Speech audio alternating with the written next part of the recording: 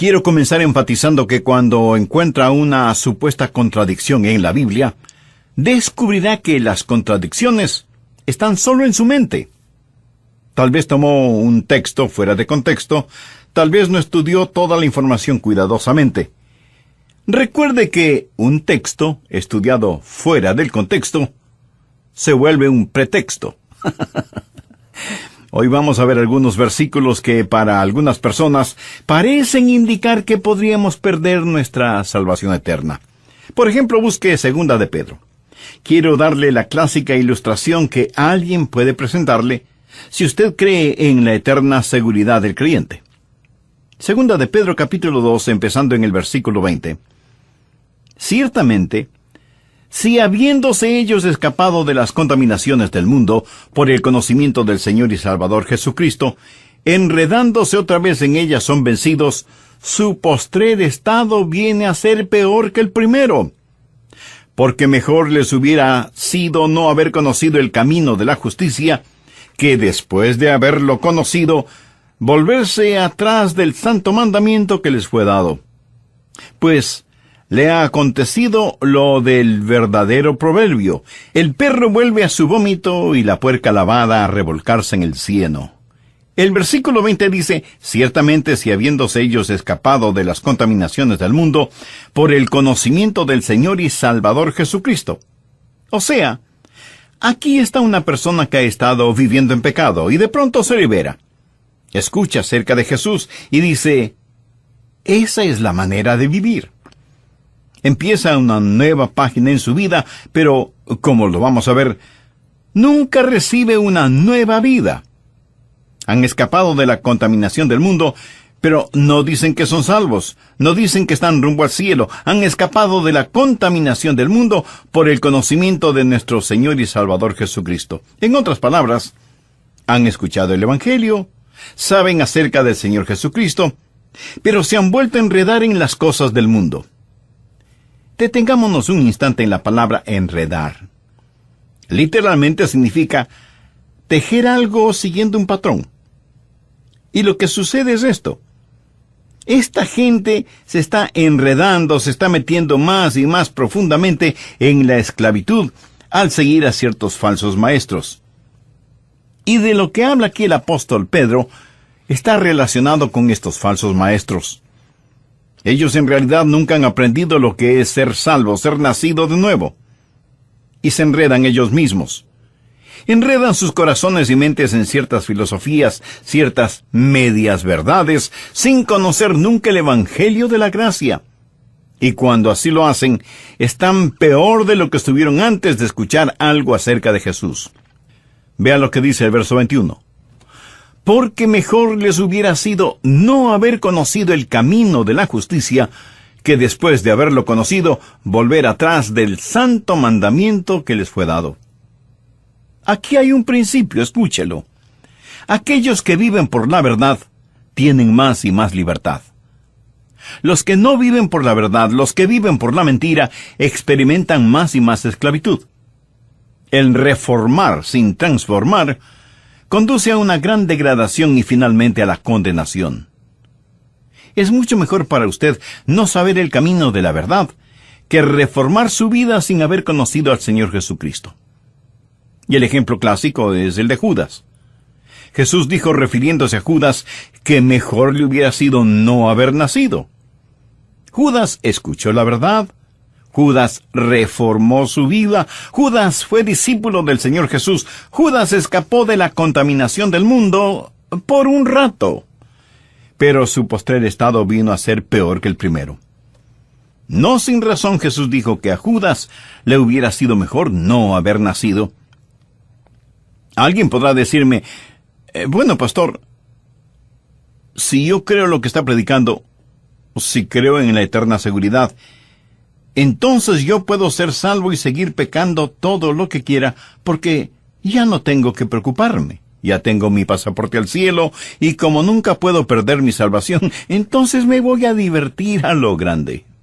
Mi amigo, parece que usted quiere tener lo peor de este mundo y lo mejor del otro. Escúcheme.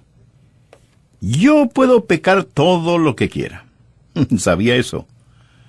Yo puedo pecar todo lo que quiera, pero no quiero hacerlo.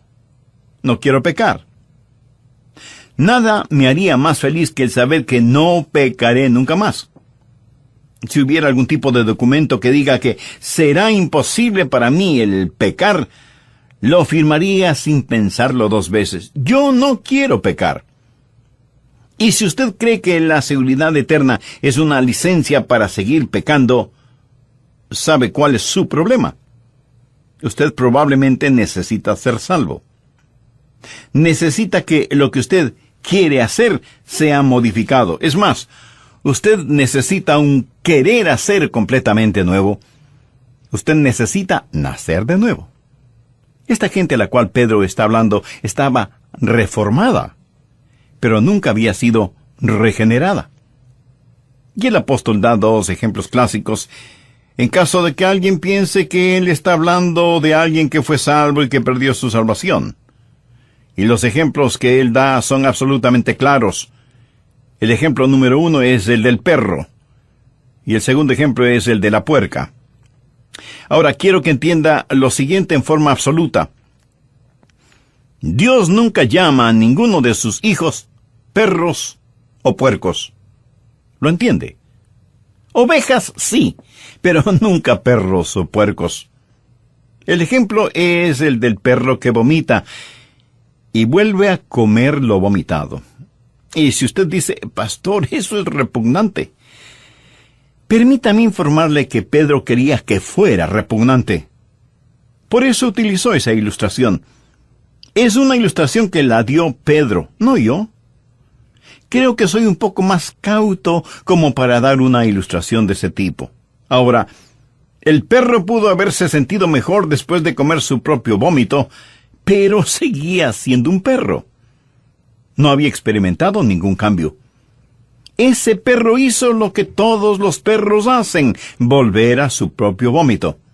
La segunda ilustración que Pedro utiliza tiene que ver con un puerco, cerdo, cochino, marrano o como le llamen en su país. La Biblia habla de una puerca. Pedro aquí se vuelve un maestro clásico. El perro se siente mejor, el puerco luce mejor, pero ninguno de los dos ha cambiado en nada. Dios nunca llama a ninguno de sus hijos un perro o un puerco, porque ninguno de los dos ha sido esencial o eternamente cambiado. ¿Recuerda la historia del hijo pródigo? ¿Ha escuchado alguna vez la historia del perro pródigo o del puerco pródigo? No, ¿verdad? En la Biblia solo encontramos la historia del hijo pródigo. Y se la voy a repetir, pero haciendo mi propia paráfrasis.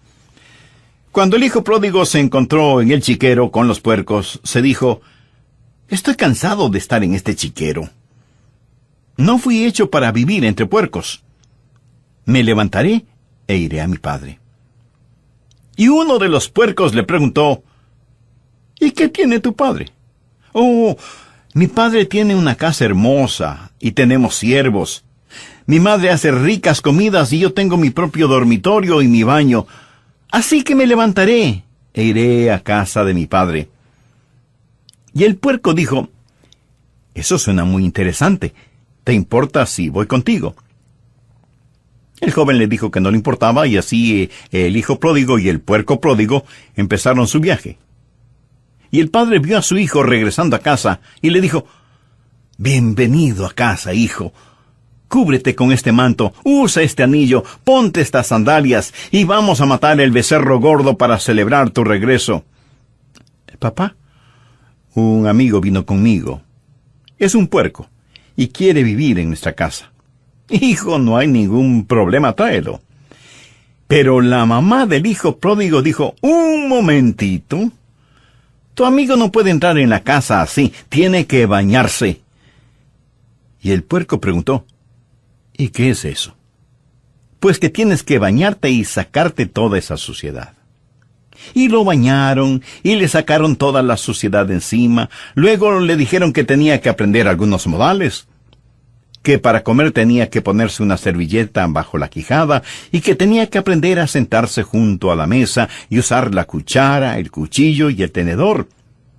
Le dijeron que no podía meter su hocico en la comida y que si iba a vivir en la casa, ya no podría salir a revolcarse en el cieno y dormir en medio de la fetidez y las moscas. Y que cada noche antes de dormir en una suave cama tenía que bañarse. Mi amigo, ¿por cuánto tiempo cree usted que el puerco hizo todo eso? Por muy poco tiempo. Un día el puerco dijo: me levantaré e iré a mi padre. Regresaré a mi chiquero. No me gusta esto. Por supuesto que no le gustaba. No pertenecía a esa casa. Pertenecía en el chiquero. El Hijo de Dios no pertenece en un chiquero. Pertenece en la casa de su padre. Es así de sencillo. Es así de simple. El puerco lavado regresa al cieno. Pedro está hablando de reforma sin regeneración. Cualquier reforma sin regeneración hace a una persona peor de lo que era antes. Ahora veamos Mateo capítulo 24. Este es otro pasaje que la gente usa frecuentemente para tratar de probar que si somos salvos podemos perder nuestra salvación. Mateo 24, los versos del 11 al 13. Y muchos falsos profetas se levantarán y engañarán a muchos, y por haberse multiplicado la maldad, el amor de muchos se enfriará. Mas el que perseverare hasta el fin, éste será salvo. Y alguien pondrá ese versículo frente a sus ojos y le dirá: ¿lo ve? Si quiere ser salvo, tiene que perseverar hasta el fin. Es increíble cómo muchas personas miran las cosas 180 grados fuera de foco y dicen que para ser salvo hay que perseverar hasta el fin. Pero lo que Dios está enseñando aquí es que para que usted pueda perseverar hasta el fin, tiene que ser salvo. ¿Lo comprende? ¿Quiere saber quién es salvo? Aquel que persevera. Usted no es salvo porque persevere. Usted persevera porque ya es salvo. Los que perseveran hasta el fin son los salvos. No perseveran para ser salvos, perseveran porque ya son salvos. Creo que vale la pena que lo repita. Uno no persevera para ser salvo, sino que por ser salvo, persevera. Recuerdo un clásico sermón de un gran hombre de Dios que predicó durante una conferencia bíblica. Dijo: tengo buenas y malas noticias. Las buenas noticias es que Satanás no puede hacer nada contra usted, a menos que Dios se lo permita. Esa es una buena noticia, ¿verdad? La mala noticia es que Dios se lo ha permitido. Dios ha permitido que Satanás nos zarandee como trigo. Jesús le dijo a Pedro: Satanás sigue tus pasos. Quiere zarandearte como a trigo. Pero note lo que Jesús le dice en el verso 32. Pero yo he rogado por ti que tu fe no falte. Y tú, una vez vuelto, confirma a tus hermanos. Pedro, estoy orando por ti. Y por eso tu fe no decaerá. Y vas a tener que perseverar. Y es obvio que Pedro perseveró. El Pedro temeroso, el Pedro cobarde, el Pedro que juró con maldiciones que no conocía al Señor, últimamente nunca olvidó al Señor Jesús. La seguridad eterna es como un fuerte cinturón elástico que Dios pone alrededor suyo cuando se salva. Pudiera ser que usted se desvíe, pero Él sigue trayéndolo de regreso. Es el amor de Dios el que ora para que la fe de Pedro no decaiga. Pero en este mismo capítulo nos encontramos con otra persona, Judas. Veamos lo que dicen los versos 47 y 48. Mientras él aún hablaba, se presentó una turba. Y el que se llamaba Judas, uno de los 12, iba al frente de ellos, y se acercó hasta Jesús para besarle. Entonces Jesús le dijo: Judas, ¿con un beso entregas al Hijo del Hombre? Pedro y Judas en el mismo capítulo. Ahora, honestamente, si usted y yo hubiéramos estado ese día ahí, y no hubiéramos sabido absolutamente nada del trasfondo, nada acerca de nadie, ni de la negación de Pedro, ni de la traición de Judas, y tuviéramos a Pedro y Judas delante de nosotros, ¿cuál de los dos escogeríamos si tuviéramos que escoger? ¿Cuál de ellos diríamos que es salvo? Me atrevo a decir que la mayoría de nosotros escogeríamos a Judas y no a Pedro. Quiero decir, Pedro siempre estaba en problemas. Como se dice vulgarmente, siempre estaba metiendo la pata, siempre impetuoso, siempre explosivo. Y diríamos que este viejo lobo del mar, este rudo pescador, no era salvo. Ahora con Judas la cosa es diferente. Pero, ¿por qué diríamos que Judas era salvo? Pues por simple deducción. ¿A quién nombra usted de tesorero? Pues a la persona en la que más confía. Correcto. Judas era la persona que tenía la funda con el dinero. ¿Por qué confiaban en él? Cuando Jesús dijo que uno de ellos le traicionaría, ninguno de ellos dijo, tiene que ser Judas. Nadie sospechaba de Judas. ¿Perseveró Judas? Por supuesto que no perseveró. Traicionó al Señor Jesús, no buscó el perdón de Dios, se suicidó y con toda seguridad está en el infierno. Busquemos ahora Juan 6:64. Jesús dijo, pero hay algunos de vosotros que no creen, y está haciendo referencia a quienes estaban a su alrededor. Jesús sabía desde el principio quiénes eran los que no creían, y quién le había de entregar. ¿Cree usted que todas estas cosas sorprendieron a Jesús? ¿Cree usted que él dijo, ¿cómo pude haber escogido a Judas, en quien confié, y ahora me traiciona? No, mi amigo, Jesús escogió a Judas sabiendo lo que iba a suceder. Jesús supo que Judas nunca creyó en él. Veamos lo que dicen los versos 70 y 71 de este mismo capítulo 6 del Evangelio de Juan. Jesús les respondió, ¿no os he escogido yo a vosotros los 12? Y uno de vosotros es diablo. Hablaba de Judas Iscariote, hijo de Simón, porque este era el que le iba a entregar, y era uno de los 12. Nada estuvo fuera de su control. De hecho, Jesús dijo que había escogido a Judas para que se cumpliesen las Escrituras. Ahora, seguramente usted me preguntará, Pastor, ¿cuál es el punto de todo esto? El punto es que Pedro perseveró, y Judas no lo hizo. ¿Por qué Pedro perseveró hasta el fin y Judas no? Muy sencillo. Pedro tuvo fe. ¿Recuerda lo que Jesús le dijo a Pedro? Yo he orado por ti, para que tu fe no falte. Jesús no hizo esa oración por Judas. Jesús sabía desde el principio quienes no creían en él. Judas nunca creyó, Pedro sí creyó. Y aquellos que perseveran hasta el fin son los que son salvos. Amigo, le pregunto, ¿tiene usted esa salvación? ¿Está usted persuadido de su seguridad eterna? La única forma de ser salvo y tener seguridad eterna es por medio del Señor Jesucristo, por medio de la fe. Algunas personas, interpretando varios textos bíblicos fuera de contexto, dicen que quienes son salvos pueden perder su salvación. Una cosa es parecer ser salvo, y otra muy diferente, el ser salvo de verdad. Por eso es que el apóstol Juan en el capítulo 2, verso 19 de su primera epístola dice, salieron de nosotros, pero no eran de nosotros. Porque si hubiesen sido de nosotros, habrían permanecido con nosotros.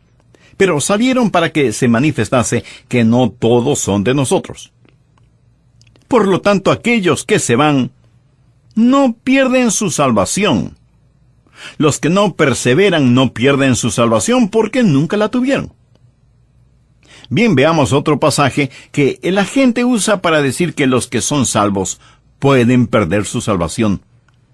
Busque el capítulo 15 de Juan, empezando en el verso 5. Yo soy la vid, vosotros los pámpanos. El que permanece en mí y yo en él, éste lleva mucho fruto, porque separados de mí, nada podéis hacer. Y algunos estarán pensando, yo puedo hacer algo. Esa es su opinión personal. Jesús dice, separados de mí, nada podéis hacer. Sin Él, no importa lo que hagamos, somos como cero a la izquierda. Y Jesús sigue diciendo, el que en mí no permanece, será echado fuera como pámpano, y se secará. Y los recogen y los echan en el fuego y arden. Si permanecéis en mí y mis palabras permanecen en vosotros, pedid todo lo que queréis, y os será hecho. En esto es glorificado mi Padre, en que llevéis mucho fruto, y seáis así mis discípulos. Y alguien dirá, bueno, este es un cuadro de alguien que estuvo en Cristo, y sin embargo es separado de Cristo. Es lanzado al fuego y allí arde. Permítame decirle que aquí el Señor Jesucristo no está hablando de ninguna manera acerca de la salvación. Está hablando acerca de llevar fruto. Y está usando una ilustración, una metáfora. Debemos permanecer en el Señor Jesús si queremos dar mucho fruto. En un viñedo, el viñador poda las plantas, quita todo lo que no va a producir fruto. ¿Qué hace con todas las ramas que fueron podadas? No es buena madera como para tallarla. No se puede usar en la chimenea porque no hace un buen fuego. Lo único que se puede hacer es quemarlas. Lo que el Señor Jesús está diciendo es esto: si no permanecen en mí, son buenos para nada. ¿Qué le parece? Buenos para nada. ¿Es usted un cristiano bueno para nada? Escuche, Él no está hablando ni del cielo, ni del infierno, ni de la salvación. Está hablando acerca de llevar fruto. Es lo mismo que el apóstol dijo: no quiero ser un inútil, una persona buena para nada. Nunca trate de sacar su teología de una metáfora, de una ilustración. Usted aprende su teología de las epístolas, no de las ilustraciones, parábolas o metáforas. De estas usted aprende maravillosas y prácticas verdades. Si como creyentes vamos a dar frutos, necesitamos permanecer en el Señor Jesucristo. Veamos algo más en Hebreos capítulo 6. He dejado esto para lo último porque esto es lo que mucha gente usa para realmente probar que de alguna manera podemos perder nuestra salvación. En esta porción, el autor de Hebreos está hablando de una imposibilidad. Dice que hay algo que es imposible.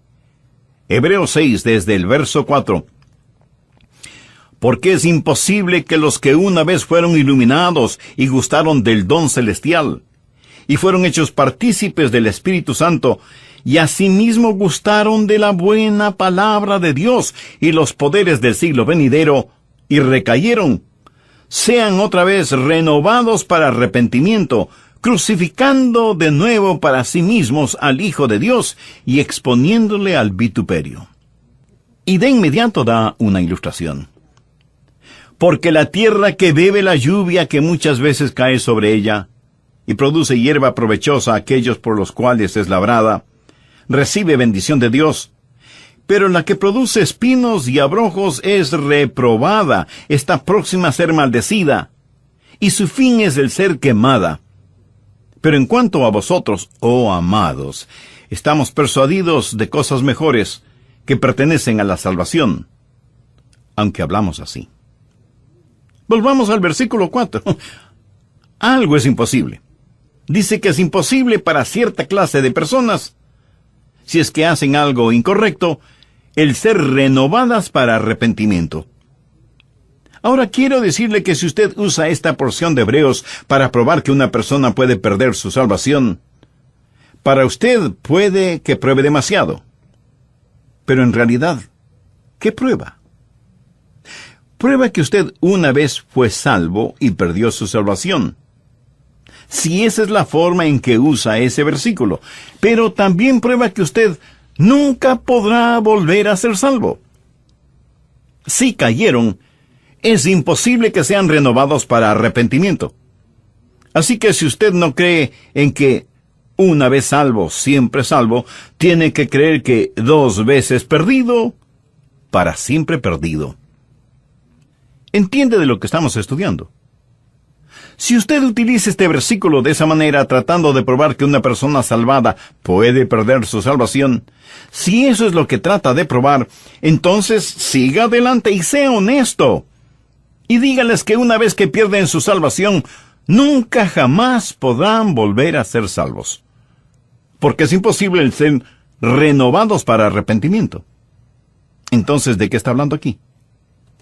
No está hablando de personas que han sido salvadas. Y si usted me pregunta, pastor, ¿cómo sabe que no está hablando de personas que han sido salvas? Bueno, solo hay que leer el verso 9 que dice, pero en cuanto a vosotros, oh amados, estamos persuadidos de cosas mejores y que pertenecen a la salvación. ¿Lo ve? No está hablando aquí de gente salvada, está hablando de personas que vienen hasta el mismo umbral de la salvación y se regresan. Es imposible para estas personas el tener tratos serios con Dios. Gente que conoce la verdad y rechazan la verdad con ojos completamente abiertos. Es imposible traerlas a arrepentimiento. Han cometido el pecado imperdonable. Mírelas. Una vez fueron iluminadas con la palabra de Dios. Mucha gente ha escuchado nuestros programas radiales y han sido iluminadas. Han saboreado el don espiritual, han sido hechas partícipes del Espíritu Santo, han gustado de la palabra de Dios y de los poderes del siglo venidero, han probado todo eso, pero se han apartado. No estamos hablando de una persona que peca por ignorancia, ni de una persona que peca porque no tiene entendimiento. Hablamos de una persona que con todo entendimiento y sabiendo muy bien lo que hace, dice, no quiero a Jesús en mi vida. Permítame ilustrar este punto. Supongamos que usted va de compras al supermercado y ahí junto a los productos lácteos, en una mesita hay un plato con pedacitos de queso. Usted toma un pedacito de queso y lo saborea. Es un queso sabrosísimo. Así que pide 2 libras de ese queso. Termina de hacer sus compras y va a la caja a pagar. Hasta aquí ninguna novedad. Pero cuando la cajera registra el precio del queso, usted no puede creer que sea un queso tan caro. Y usted dice que no está dispuesto a pagar tanto por un simple queso. Y ella le informa que es un queso muy raro, importado, y que ella pensaba que usted lo quería. De otra forma, no lo hubiera pedido. Y usted le dice que efectivamente lo quería, pero no sabía que era tan caro. Y que no estaba dispuesto a pagar tanto, por muy raro e importado que fuera el queso. Y no lo compra. Bien, aquí está un individuo que probó ese queso raro y delicioso, lo saboreó en su boca con todas sus glándulas gustativas, sabe que nunca antes había saboreado algo tan exquisito, pero no está dispuesto a pagar lo que vale, y lo deja. Lo rechaza voluntariamente sabiendo muy bien lo que hace. Y ese es su privilegio. Nadie le obliga a comprarlo. Pero recuerde, tampoco nadie le obligó a probarlo. Ahora en Hebreos encontramos una ilustración, y me fascinan las ilustraciones de la Biblia que lo aclaran todo. Leamos nuevamente Hebreos 6, los versos 7 y 8. Porque la tierra que vive la lluvia que muchas veces cae sobre ella, y produce hierba provechosa a aquellos por los cuales es labrada, recibe bendición de Dios. Pero la que produce espinos y abrojos es reprobada, está próxima a ser maldecida, y su fin es el ser quemada. Bien, ahora vamos a usar nuestra imaginación santificada. Suponga un lote de terreno sembrado con una clase de semilla, y al otro lado otro lote de terreno con otra clase de semilla. Los 2 lotes están separados por una cerca. La lluvia cae sobre ambos lotes. Recuerde que Dios hace que llueva sobre justos e injustos. Y el sol también se derrama sobre ambos lotes. Y los 2 lotes de terreno reciben las caricias de la brisa, tanto como la impetuosidad de los vientos. El un terreno comienza a producir magníficos frutos. pero el otro terreno solo produce espinas y abrojos. La misma tierra, la misma lluvia, el mismo sol, los mismos vientos, pero hay una gran diferencia en lo que producen ambos terrenos. ¿Cuál es la diferencia? La semilla. En un lado, magníficos frutos. En el otro lado, cardos y espinas. Bien, de inmediato usted me preguntará, pastor, ¿y cuál es la aplicación? Escuche con atención. Los miles de oyentes de este programa, todos están escuchando ahora este mismo sermón.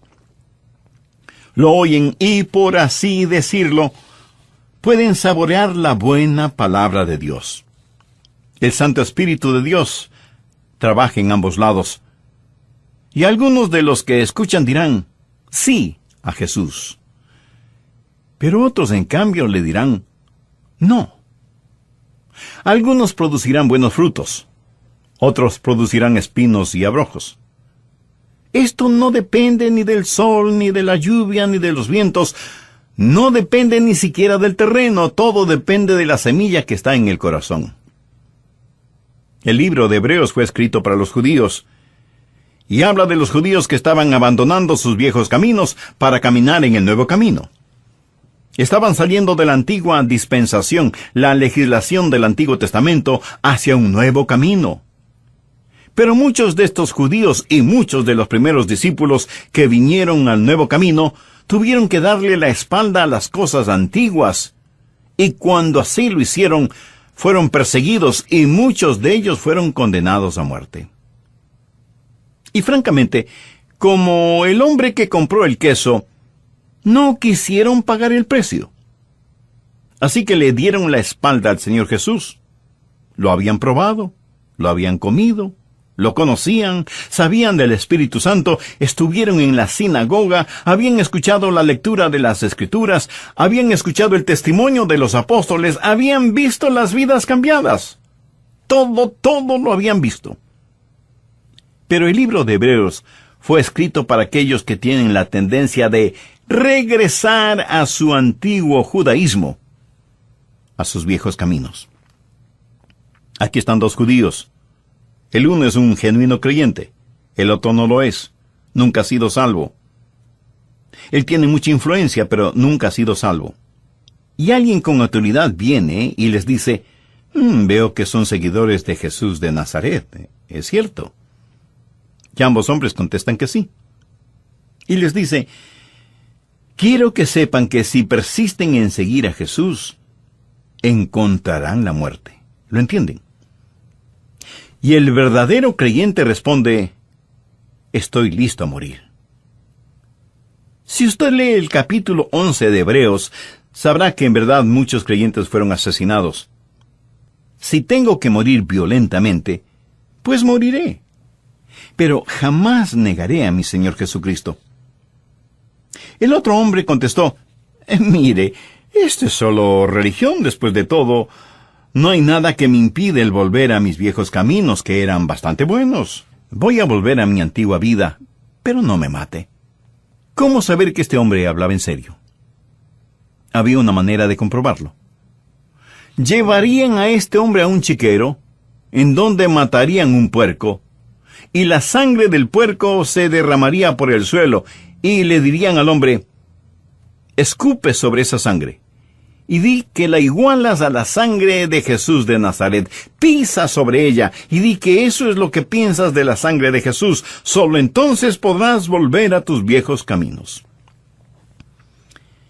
Y eso fue exactamente lo que el hombre hizo, para volver a su antigua manera de vivir.